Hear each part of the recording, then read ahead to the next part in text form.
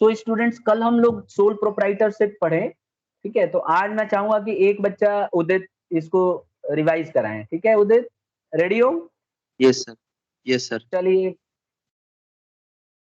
Sir soul बताइए। Proprietor में from of private sector undertaking. Sir हाँ इसमें नॉन कोऑपरेट एंटरप्राइज होता है और कोऑपरेट एंटरप्राइज होता है। ठीक है। नॉन नॉन कॉर्पोरेट एंटरप्राइज क्या होता है?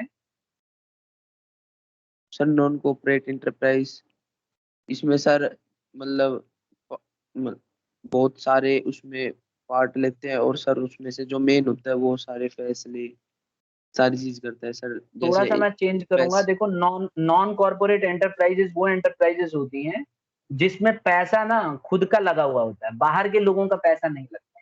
तो जो भी बिजनेस जिसमें बाहर के लोगों का पैसा नहीं लगा है वो नॉन कॉर्पोरेट एंटरप्राइज है। अग्री करते हैं? ये सर। जैसे sole proprietor, joint Hindu family business बाद में पढ़ेंगे, और पार्टनरशिप। इसमें अगर आप ध्यान से देखेंगे ना तो पैसा एक ही आदमी का लगा है। जैसे सोल प्रोप्राइटर में एक ही आदमी का पैसा लगा है, ज्वाइंट हिंदू फैमिली में पूरे फैमिली का पैसा लगा हुआ है, पार्टनरशिप में जितने पार्टनर हैं सिर्फ उन्हीं का पैसा लगा हुआ है, बाहर के लोगों का पैसा नहीं लगा है। इसको हम बोलते हैं non corporate enterprises. Is it clear to you? Yeah sir. आगे बढ़ जाते हैं। कॉर्पोरेट एंटरप्राइज है, ये क्या होती है बेटा? सर इसमें एक ही बंदा सारे पैसे भरता है, सारी डिसीजन खुद बनाता है। बिल्कुल नहीं, बिल्कुल और नहीं, गलत। एक ही आदमी अगर सारे पैसे भरेगा तो वो तो नॉन कॉर्पोरेट है। मैं कॉर्पोरेट की बात कर रहा हूँ, कॉर्पोरेट एंटरप्राइज। देखो ऊपर हेडिंग लिखी हुई है, कॉर्पोरेट एंटरप्राइज। सर इसमें मतलब हाँ, पैसे पैसे ज्यादातर उसमें बाहर के लोगों लोग से देते। मतलब ठीक ये है। सर बाहर तो के लोग। तो अभी तक हमने ये पढ़ा उदित कि दो तरह के एंटरप्राइजेस होती हैं, एक नॉन कॉर्पोरेट एंटरप्राइजेस, एक corporate enterprises. Non corporate enterprises वो एंटरप्राइजेस होती हैं जिसमें पैसा जो है कुछ सिर्फ या तो एक आदमी का लगा होगा, या फिर जो बिजनेस कर रहे हैं सिर्फ उन्हीं का लगा होगा, बाहरी आदमी का पैसा नहीं लगा होगा। जैसे अगर कोई सोल प्रोप्राइटर है तो सिर्फ पैसा उसी का लगा होगा, अगर पार्टनरशिप है तो एग्जाम्पल सारे में पार्टनरों का रिलायंस। लगा। एग्जाम्पल में अगर रिलायंस देखोगे तो रिलायंस जो है कॉर्पोरेट एंटरप्राइज। कोऑपरेट में आएगा। हाँ, ये सर। इन्फोसिस कॉर्पोरेट एंटरप्राइज है। कल हमने इसका वो वेबसाइट पे जाके ये भी चेक किया था कौन इसके ओनर है, कब शुरू हुई थी, पूरा डिटेल देखा था।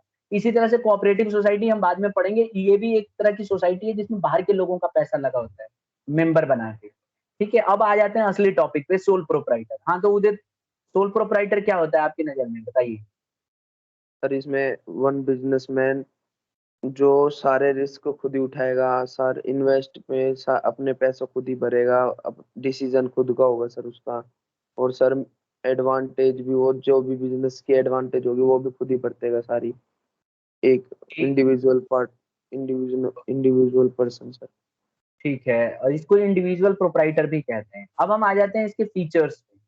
तो मैं बता रहा हूँ उदित, अब आगे सुनते रहो क्योंकि हम कर चुके हैं पिछली क्लास में। अब बहुत डिटेल में देखना है तो आप पिछले वीडियो को सुन सकते हैं, उसकी रिकॉर्डिंग अवेलेबल है। देखिए, फीचर्स ऑफ सोल प्रोप्राइटरशिप। देखो हमने इसमें ये पढ़ा कि सोल प्रोप्राइटर की खूबियां क्या हैं। पहली खूबी, formation and closure is easy. हमने पढ़ा था कि इसको स्टार्ट करना बड़ा आसान है और बंद करना भी उतना ही आसान है। तो मतलब अगर आप सोल प्रोप्राइटर हो तो आप जब मन करे बिजनेस को खोलो और जब मन करे बिजनेस को बंद कर दो। क्या स्टूडेंट इसके अंदर रेस्ट्रिक्शन भी होती है क्या? क्या हर कोई बिजनेस आप स्टार्ट कर सकते हो? कौन बता रहे हैं? सर कुछ ही मतलब बिजनेस होते हैं जिसमें लीगल फॉर्मेलिटीज की जरूरत होती है। जैसे कि सर जैसे ज्वेलरी शॉप हाँ, और मेडिकल अच्छा, स्टोर हाँ, ठीक है, और ठीक है, एकदम परफेक्ट है। दूसरा दूसरा फीचर ये है अनलिमिटेड लाइबिलिटी। जो भी इसका मालिक है उसके ऊपर अनलिमिटेड लाइबिलिटी होती है। अगर वो कर्ज में डूब गया, मान लो उधार ले लेके बिजनेस चलाया जा रहा है और किसी वजह से पैसे नहीं भर पाया, बिजनेस लॉस में चली गई, तो ऐसे में उसको अपने घर से प्रॉपर्टी में से पैसा देना पड़ सकता है। ठीक है, तो यही इसमें बताया गया है कि इसमें अनलिमिटेड लाइबिलिटी होती है। इसमें आपको पैसा अनलिमिटेड देना पड़ सकता है, पर्सनल प्रॉपर्टी भी देनी पड़ सकती है, बिल्डिंग, लैंड, ये सब। तो इसी को बोलते हैं अनलिमिटेड लाइबिलिटी। इसके अंदर जो ओनर है अगर वो लॉस में चला गया तो यूं नहीं बोलेगा कि बिजनेस में प्रॉफिट ही नहीं हो रहा तो कहाँ से दूं। उसको देना ही पड़ेगा, उसको भले ही अपनी जमीन बेचनी पड़े। तो अनलिमिटेड लाइबिलिटी है। तीसरा, sole risk bearer and profit recipient. हमने पढ़ा था कि ये अकेला ही रिस्क लेता है और जो भी प्रॉफिट होता है इसे अकेला मिलता है, तो इसीलिए ये दोनों का हकदार है और दोनों का दोनों ये खुद बियर करता है। नेक्स्ट है कंट्रोल्स। हमने पढ़ा था कि सारा का सारा कंट्रोल इसके हाथ में होता है और कंप्लीट कंट्रोल रखता है ये अपने ऊपर। नेक्स्ट हमने पढ़ा था no separate entity for the business from the businessman. इसमें मालिक और बिजनेस के बीच में कोई डिफरेंस नहीं है, कोई अलग से डिफरेंसेस नहीं है, तो इसीलिए कोई सेपरेट एंटिटी इसमें नहीं है students. Next lack of continuity. देखिए इसमें बिजनेस जो है कंटिन्यूटी की कोई भरोसा नहीं है, बिजनेस कब बंद हो जाए, जैसे ही उसकी डेथ होगी बिजनेस बंद हो सकती है, जैसे ही वो मान लो इंसेन हो जाए, पागल हो जाए, तो उसकी बिजनेस बंद करनी पड़ेगी क्योंकि वो डिसीजन ही नहीं ले पाएगा। तो इसके अंदर कोई भरोसा नहीं है, बिजनेस आगे कंटिन्यू नहीं करेगी क्योंकि इसमें अकेला बिजनेस कर रहा है, उसके मरने के बाद बिजनेस ऑटोमेटिकली क्लोज हो जाएगी।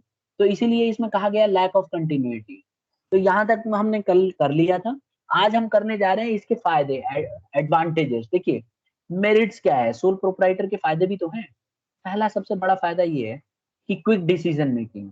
देखिए स्टूडेंट्स क्योंकि ये अकेला बिजनेस चला रहा होता है तो बहुत जल्दी से फैसले ले सकता है, मतलब इसको दूसरे के ऊपर डिपेंडेंट नहीं रहना है। आप ये बताइए कि कंपनी जल्दी फैसला ले सकती है कि एक सिंगल ओनर? सर सिंगल एक सिंगल ओनर।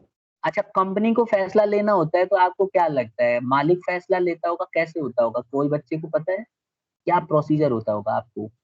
सर पूरा तो सारे मैनेजमेंट को अलग पूछते हैं, पार्टनर सब पहले बोर्ड ऑफ मैनेजर मीटिंग होती है। ठीक है, तो ज्यादातर बच्चे यही बोल रहे हैं कि सर इतना आसान नहीं है जितना दिख रहा है, इसमें बकायदा बहुत टाइम लगेगा। देखो बेटा होता क्या है, जब भी आपको कंपनी के अंदर डिसीजन लेना होता है ना, तो बकायदा आपको एनुअल जनरल मीटिंग रखनी पड़ती है, ठीक है। उसके अंदर सबको बुलाया जाता है, बड़े बड़े जितने भी बोर्ड ऑफ डायरेक्टर्स हैं सब उसमें पार्टिसिपेट करते हैं, ठीक है। मीटिंग पॉइंट्स नोट किए जाते हैं, होटल बुक किया जाता है, बहुत ज्यादा खर्चा भी लगता है।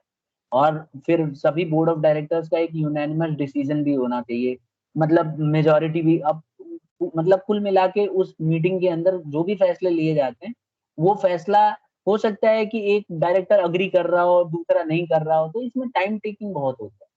तो अगर हम कंपनी की बात करें तो डिसीजन लेट लेट हो जाता है।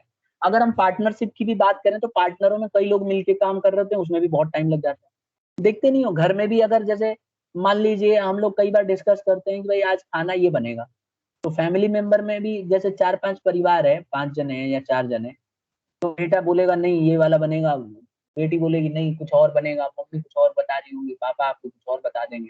इसमें मतलब डिसीजन लेना बड़ा मुश्किल हो जाता है। जब इतने छोटे काम में इतना मेहनत लग जाती है तो बिजनेस के अंदर तो और भयंकर होता होगा। बोलेंगे भाई ये सामान खरीदना, वो बोलेगा ना इसमें लॉस हो सकता है मत खरीद, एक बोलेगा नहीं खरीदेंगे, तो इसमें तो बहुत टाइम लग जाता है। और सोल प्रोप्राइटर में कोई टाइम नहीं है, ठीक है। जब उसका दिमाग घूमेगा जो मन करेगा वो फैसले ले लेगा। तो बात समझ में आ गई, यहाँ पे किसी से उसको राय नहीं लेनी है। सोल प्रोप्राइटर में सबसे बड़ा फायदा यही है कि इसको किसी दूसरे से राय लेनी ही नहीं है, ये सीधा अपना खुद का मालिक है, खुद राय लेगा और इसीलिए समय की बचत होता है। आ गया समझ में बेटा सबको क्लास? हाँ सर अगर बाई चांस जो प्रोप्राइटर है उसकी डेथ हो जाती है तो आगे की जनरेशन तो बिजनेस कंटिन्यू कर सकती है? नहीं बेटा, इसमें ना जनरेशन का लिखा नहीं है कि प्रोप्राइटरशिप जो है सोल प्रोप्राइटर अकेला मालिक चलाता है, उसमें उसकी वाइफ बेटा इनका कोई रोल नहीं होता है, ठीक है। तो क्योंकि वो बिजनेस उसी के नाम से चल रही थी, तो जैसे ही उसकी डेथ होगी वो बिजनेस बंद हो जाएगी। हाँ, वो अगर उसके घर वाले चलाना चाहते हैं, नई बिजनेस ओपन करना चाहते हैं, तो उसी बिजनेस को आगे और पैसा लगा के या कुछ पैसे कम करके वो बिजनेस को कंटिन्यू कर सकते हैं, लेकिन अब अगली बार वो उनके नाम से चलेगी, फिर उसके नाम से नहीं चलेगी। बात क्लियर है आपको? Yes sir. सर जो बिजनेस एंटिटी कंसेप्ट है उसमें जो बताया था कि जो बिजनेस और प्रोप्राइटर होता है वो अलग अलग होते हैं। बिल्कुल बताया था, लेकिन वो कंपनी देखो वो क्या है, ये सोल प्रोप्राइटर के साथ वो लागू नहीं होती है। सोल प्रोप्राइटर एक बहुत छोटी बिजनेस है, वो हम लोग कंपनी के पॉइंट ऑफ व्यू से बात कर रहे थे। नॉन कॉर्पोरेट एंटरप्राइजेस की बात हम बात कर रहे थे। नॉन कॉर्पोरेट बोल रहा हूँ, सॉरी कॉर्पोरेट। देखो हम इसकी बात कर रहे थे, यहाँ दिखा रहा हूँ, देखो इनकी बात कर रहे थे, इनकी कॉर्पोरेट एंटरप्राइज, ठीक है। Yes sir. आगे बढ़ जाते हैं कॉन्फिडेंशियलिटी। देखो सोल प्रोप्राइटर का दूसरा एडवांटेज ये है कि ये बहुत ही कॉन्फिडेंशियल होता है। मतलब कई बार क्या होता है बिजनेस में ना, आपको इन्फॉर्मेशन हाइड करके रखना पड़ता है। कुछ ऐसी इन्फॉर्मेशन होती है अगर आपको बाहर वालों को पता चल गया तो पूरा बेड़ा गर्क हो जाएगा। तो ऐसे में सीक्रेसी आप रख सकते हो। तो दूसरा एडवांटेज यही है कि क्योंकि सोल प्रोप्राइटर के अंदर अकेला मालिक है, सारे फैसले वो खुद लेता है, सारे डिसीजन वो खुद लेता है, तो इसीलिए इसमें सीक्रेसी, जो भी सीक्रेट है, राज है, वो राज को मेंटेन करके रख सकते हैं, दूसरों को पता नहीं चलने देगा।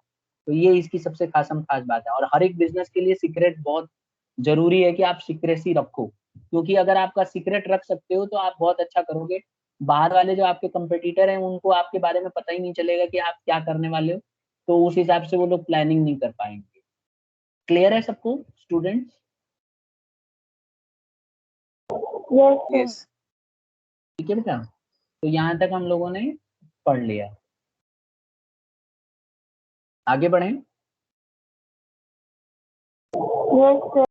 Yes sir. Yes sir. ठीक है, तीसरा है डायरेक्ट इंसेंटिव। देखो सबसे बड़ा फायदा क्या है कि इसमें आपको सीधा सीधा इंसेंटिव मिलता है, जो भी प्रॉफिट होगा आपको सीधा मिल जाएगा।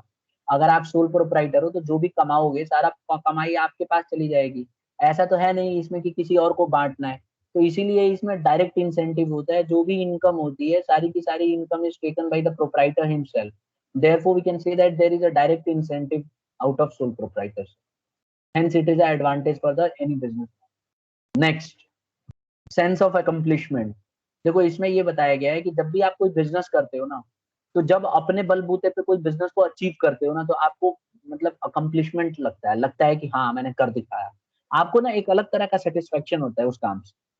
तो ये चीज इसमें देखने में आती है कि इसमें सेंस ऑफ अकम्पलिशमेंट होता है। जब आप सोल प्रोप्राइटर की बिजनेस शुरू करते हो, अकेला बिजनेस चलाते हो, और जब भी आपकी बिजनेस में जो आपने ऑब्जेक्टिव रखे थे वो फुलफिल हो जाते हैं, तो आपको एक सेल्फ अकम्पलिशमेंट की फीलिंग आती है कि मैंने ये कर दिखाया, मैंने अचीव कर दिया।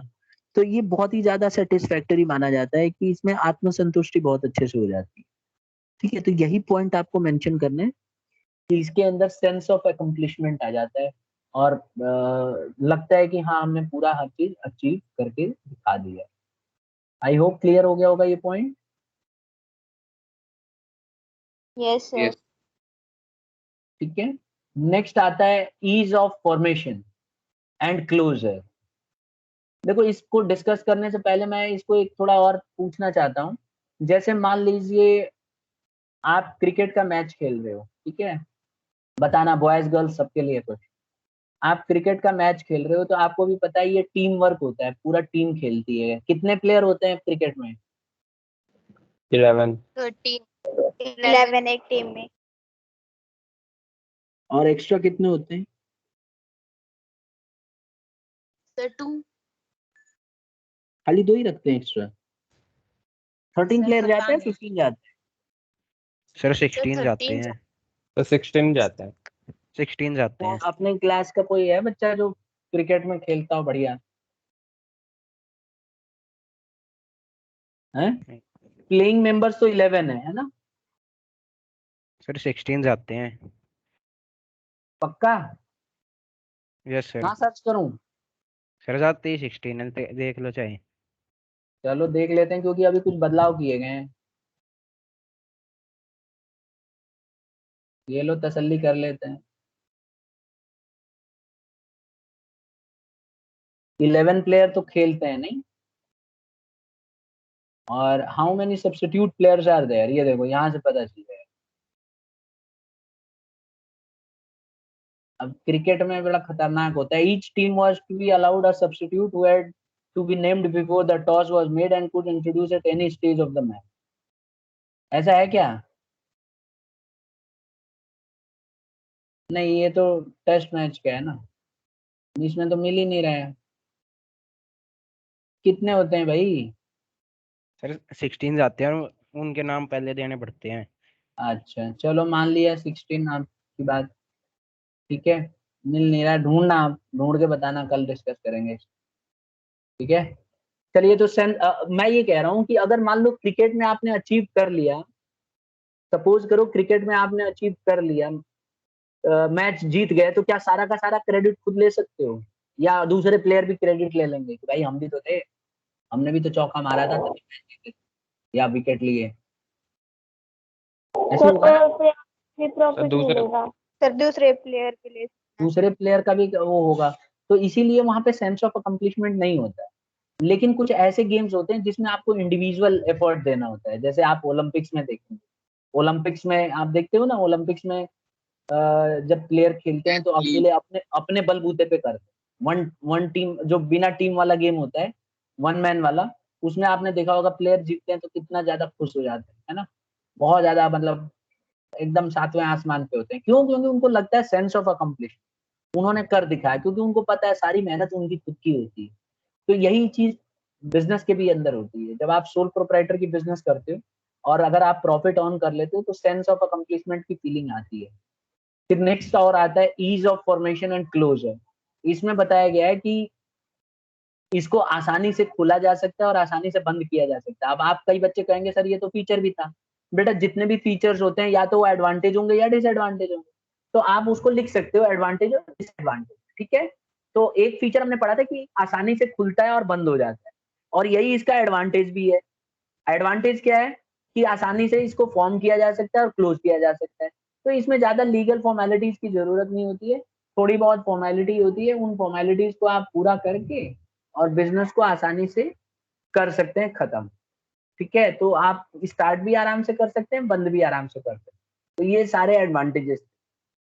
किसी बच्चे को एडवांटेजेस में कोई भी डाउट है तो he can ask me. Anybody? No sir. ठीक है, अब हम आ जाते हैं बेटा लिमिटेशंस पे। इसके कुछ नुकसान भी है। देखो पहला नुकसान, सबसे बड़ा नुकसान है लिमिटेड रिसोर्सेज। देखो स्टूडेंट्स, इसमें ना पैसे कम लगे होते हैं। सबसे बड़ा नुकसान इसका ये है कि इसके अंदर बहुत कम पैसा लगा होता है, रिसोर्सेज ज्यादा होता नहीं है, आप सारा पैसा अकेले लगाते हो। तो देखा गया है कि अकेला आदमी कितना पैसा लगा लेगा, इतना बड़ा रिस्क ले नहीं पाता वो, और उसके पास इतना पैसा नहीं होता है कि वो करोड़ों रुपए में लगा दे। तो इसीलिए देखा गया है कि यहाँ पे जो है इस तरह की बिजनेस जो है या तो बहुत ज्यादा छोटी होती है और पैसा भी बहुत कम लगा हुआ है। तो जब भी आप सोल प्रोप्राइटर वाली बिजनेस देखेंगे तो बहुत छोटी बिजनेस देखेंगे, ज्यादा बड़ी बिजनेस नहीं होगी, ज्यादा पैसा उसमें नहीं लगा होगा, क्योंकि एक अकेला आदमी चला रहा होता है। और इसमें जो है अनलिमिटेड लाइबिलिटी होने की वजह से उसको डर भी बना रहता है कि अगर बिजनेस को लगातार लॉस हुआ तो वो पैसा कहाँ से भरेगा। तो इसीलिए वो अपनी औकात के हिसाब से ही बिजनेस को शुरू करता है। आई होप क्लियर हो गया होगा ये वाला पॉइंट। किसी को डाउट है तो पूछ। सर यहाँ पे रिसोर्स का मतलब कैपिटल से है। रिसोर्स का मतलब कैपिटल से भी हो सकता है, ह्यूमन बीइंग से भी हो सकता है। कि जैसे आप बिजनेस करते हो तो आप एम्प्लॉय भी तो रखते हो। मैंने शुरू में आपको बताया था पहली क्लास में कि सोल प्रोप्राइटर एम्प्लॉयज भी तो रखेगा। तो हो सकता है कि सोल प्रोप्राइटर को कुछ एम्प्लॉयज की जरूरत पड़े, तो एम्प्लॉयज जो है उसके लिमिटेड होंगे, ज्यादा एम्प्लॉयज वो नहीं रख सकता, ठीक है। समझे कि नहीं? यस कल याद होगा आपको, हमने इन्फोसिस का देखा था, कितने एम्प्लॉयज थे इन्फोसिस में? सर 2 2 लाख लाख के करीब। अब एक बात बताओ, अगर आप अपनी खुद की बिजनेस स्टार्ट करती हो तो क्या 2 लाख तक एम्प्लॉयज रखने की कल्पना भी कर सकती हो? सोच सकती हो 2 लाख रखने की? No sir. है ना, नहीं सोच सकते ना। मान लो कि रोज का अगर हम 30,000 भी सैलरी रख दें एवरेज, तो रोज का 1,000 रुपए हो गया। तो अगर आप हर एम्प्लॉय को 1,000 रुपए दे रही हो तो 2 लाख इंटू 1,000 कर दो, कितना हुआ? कौन बता रहा है?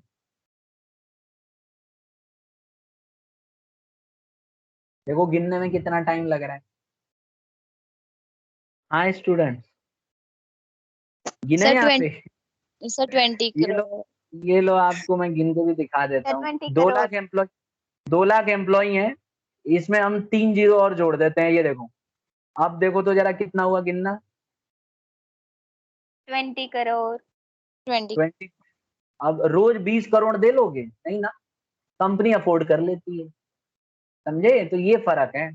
कंपनी आराम से अफोर्ड कर रही है और हमारी हालत हो रही है खराब, हम नहीं अफोर्ड कर पा रहे। ठीक है स्टूडेंट सबको? सर यस सर लो वेजिस पे भी तो रख सकते हो। क्या?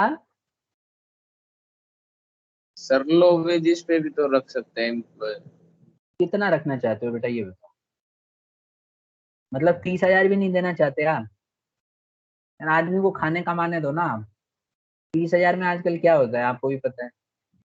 दिल्ली में तो भूखा मरने लगेगा अगर 30,000 से कम सैलरी हुई। भाई उसमें मैनेजर भी होंगे, मैं एवरेज माना है मैंने। एक एक मैनेजर की पता है कितनी सैलरी होती है, बताना जरा, गेस करो तो। इन्फोसिस सर में 2 to 10 होती है। 2 लाख सर लाख लैक्स में होती है ना। तो अभी तो मैंने बहुत कम बताया है, और ये बच्चा और कम करने में लगा हूँ। ठीक है, तो अभी आप एक चीज देख लो, रोज 20 करोड़ दे रहे हैं और इससे ज्यादा ही दे रहे हैं। तो रोज का कम से कम इससे ज्यादा तो फायदा होना चाहिए ना रोज, तभी तो सैलरी दोगे, नहीं तो कहाँ से दोगे। अब आ गया समझ में कि सोल प्रोप्राइटर जो है इसके अंदर रिसोर्सेस कम है। और एक बच्चे ने बोला सर रिसोर्सेस खाली कैपिटल है क्या? नहीं, रिसोर्सेस सब कुछ होता है। मटेरियल भी हो सकता है, ह्यूमन रिसोर्स भी होते हैं, जैसे ह्यूमन बीइंग, एम्प्लॉइज, मशीनरी भी हो सकती हैं, लैंड, फर्नीचर, सब कुछ। Is it clear students? तो इसके पास सबकी कमी होती है, आदमियों की भी कमी होगी, जमीन की भी कमी होगी, मशीन की भी कमी होगी, हाँ, पैसे की भी कमी होगी। आगे बढ़े। Yes sir. Yes limited life. Train में देखा है ऐसे, कभी ट्रेन की यात्रा की हो तो इस तरह से देखा होगा आपने। Yes sir. लिमिटेड लाइफ होती है बेटा। सोल प्रोप्राइटर की लाइफ लिमिटेड होती है, इसी जैसे पटरियों की लाइफ लिमिटेड होती है। एक जगह ऐसा आता है जहाँ पटरी जाके रुक जाती है, आता है कि नहीं? सर आता है। यस। Yes sir. देख लो, मेरे गांव का सीन है ये। बहुत बढ़िया सीन है, एकदम क्लासिक। नहीं, देखो लिमिटेड लाइफ है, इसके अंदर जो लाइफ है ना एकदम लिमिटेड होती है। लिमिटेड कैसी? भाई कब तक जिंदा रहेगा वो? सोल प्रोप्राइटर अपने नाम से बिजनेस चला रहा है, तो एक दिन ऐसा आएगा जब वो खत्म हो जाएगा। तो बिजनेस क्योंकि सेपरेट लीगल एंटिटी नहीं है, मैंने ये बात आपको फीचर में बताया था, फीचर्स ऑफ बिजनेस, ये सोल प्रोप्राइटर में, उसमें हमने डिस्कस किया था कि सोल प्रोप्राइटर की एक खास बात ये होती है कि इसके पास सेपरेट एंटिटी नहीं होती है। सेपरेट एंटिटी का मतलब है मालिक और बिजनेस दोनों एक हैं, अलग अलग नहीं है। जहां पे बिजनेस और मालिक अलग अलग होते हैं, मतलब सर सेपरेट एंटिटी जहां होती है, वहां पे बिजनेस कभी बंद ही नहीं हो सकती।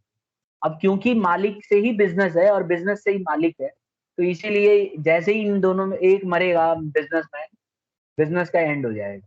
हाँ आप बोलो।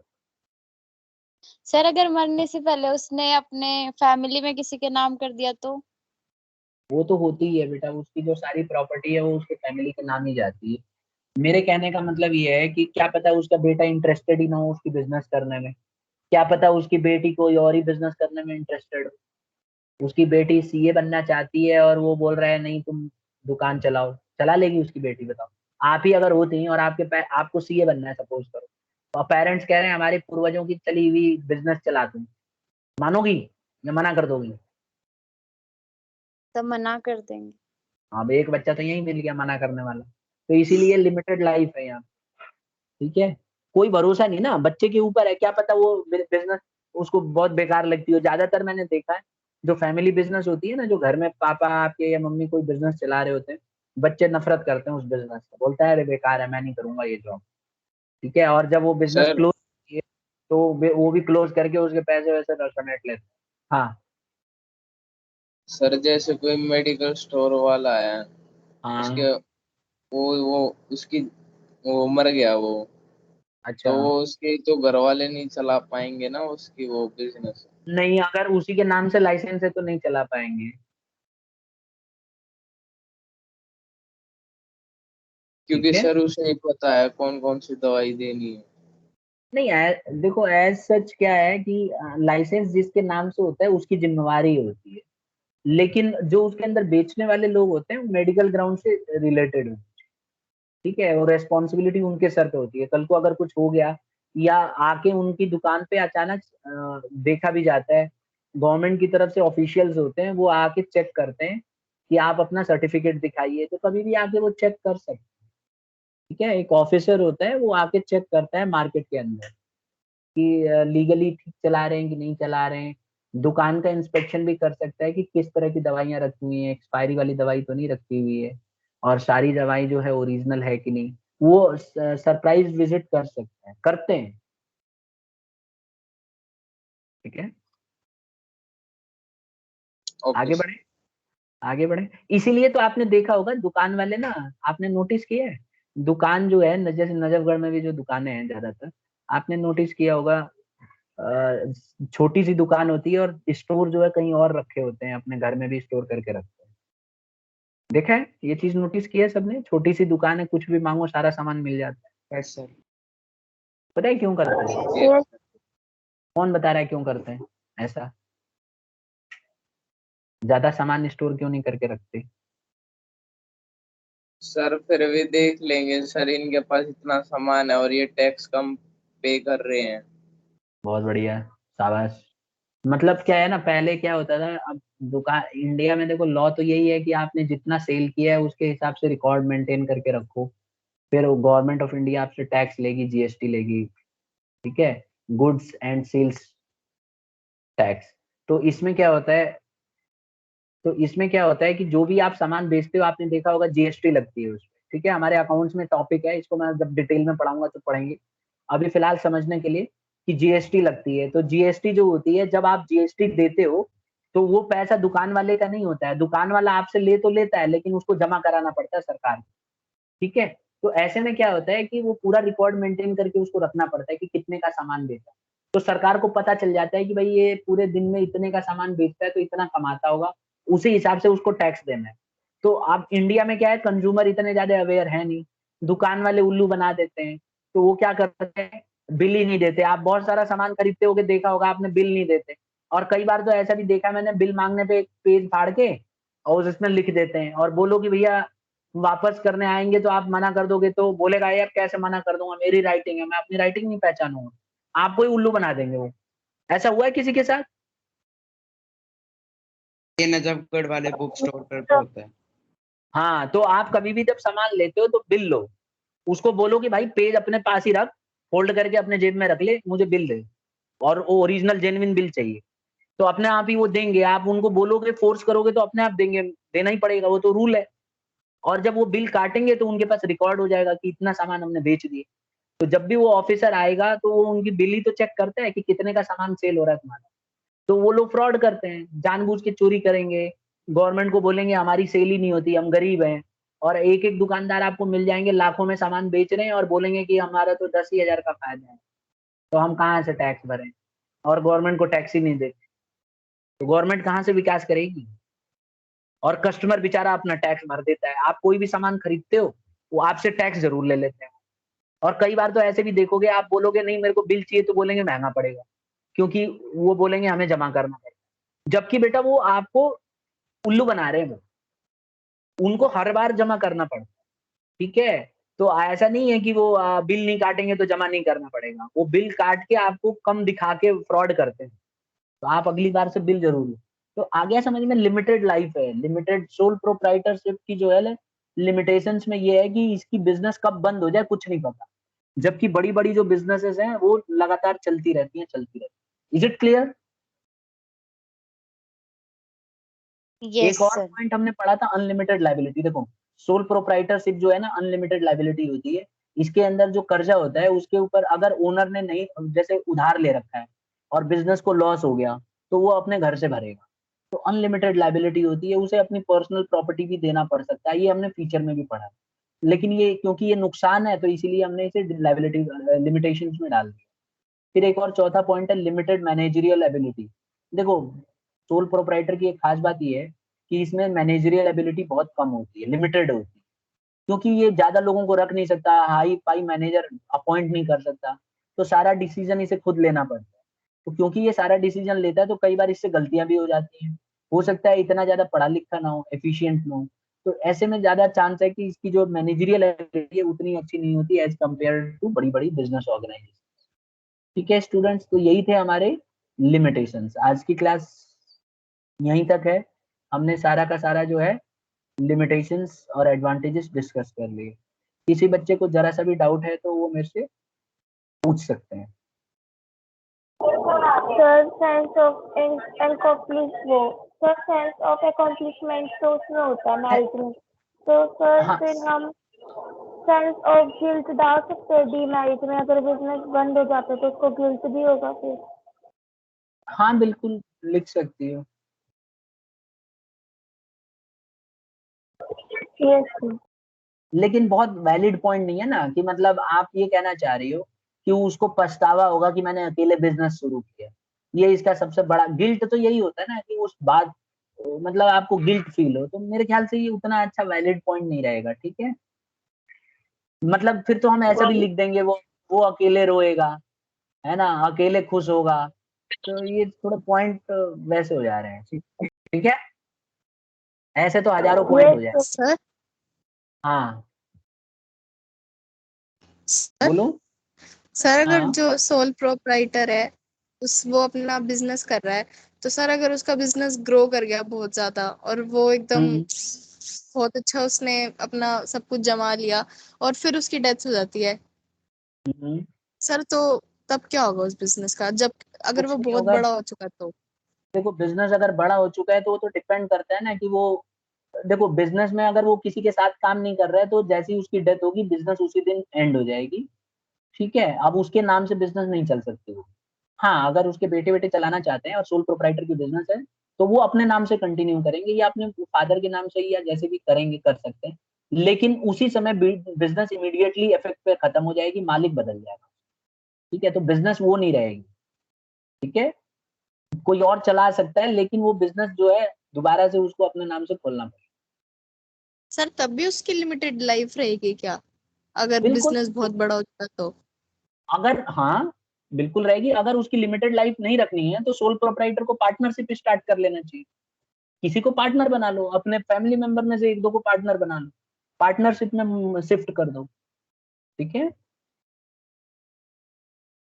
यस ऐसा कहीं नहीं, आपको अगर लग रहा है कि आपकी बिजनेस बहुत बड़ी हो गई है तो आपको सोल प्रोप्राइटर में रहना भी नहीं चाहिए मेरे हिसाब से। आपको इमीडिएटली पार्टनरशिप में चले जाना चाहिए, क्योंकि अकेले इतना हैंडल करना नामुमकिन है। ठीक है, और यही होता है real yes life. Business sole proprietor जब शुरू करता है और उसको लगता है कि यार अब ये संभलेगी नहीं अकेले मेरे से, और बिजनेस बहुत बढ़ जाती है, तो पार्टनर बना लेता है। 2-3 लोगों को, 10 लोगों को, 15 लोगों को शामिल कर सकता है। अगले टॉपिक में हम यही पढ़ेंगे, पार्टनर से। तो ठीक है, तो वहां हम डिस्कस करेंगे, कर सकते हैं, आएगा इसी टॉपिक में, इसी यूनिट। ठीक है स्टूडेंट्स, तो इसी नोट पे आज हम क्लोज करते हैं अपनी क्लास। नेक्स्ट क्लास में फिर मिलेंगे और आगे का टॉपिक इसमें डिस्कस करेंगे। ठीक है, लीव कर सकते हैं।